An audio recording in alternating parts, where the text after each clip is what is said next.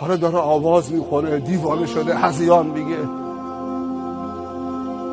همینجور پا رو گاز، 180 تا داره میره، 200 تا داره میره. یک دفعه دید که یک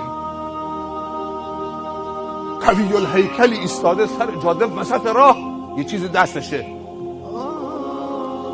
ایست. این دیگه نمیگه ایست خذنی معک، ایست قف، با قدرت میگه، خیلی هم قویه. ترمز زد، ایستاد. شیشه رو بکش پایین. شیشه رو پایین کشید. گفت اینا که سوارن.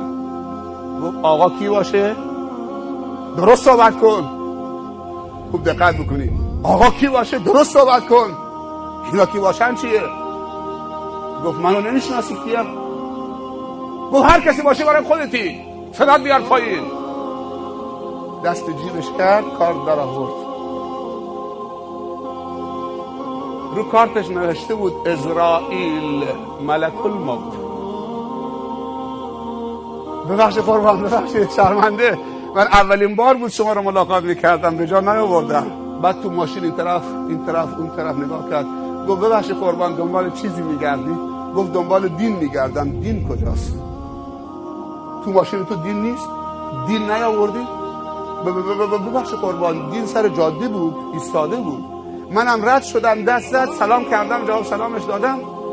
گفت که منو برسون. گفتم فعلا الان جا تنگه، من مسافرها رو خالی میکنم به خاطر که به تو فشار نیاد، شما زیر این درخت بیستی، من سریع برمیگردم دنباله.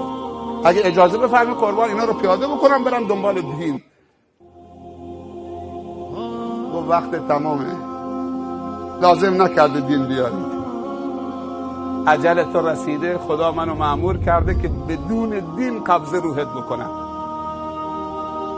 دلار داری، ریال داری، دنیا داری، زن داری، بچه داری، ماشین داری، هوای خنک داری، کولر داری، آب یخ دارید، موسیقی دارید، ماشین آخرین سیستم دارید، شهرت دارید، پول دارید، همه چی دارید، ولی دین نیست تو ماشینت، همراهت نیست، اجلت رسیده، من مجبورم که بدون دین قبض روحت بکنم. هرچی التماسش کرد گفت فایده نداره.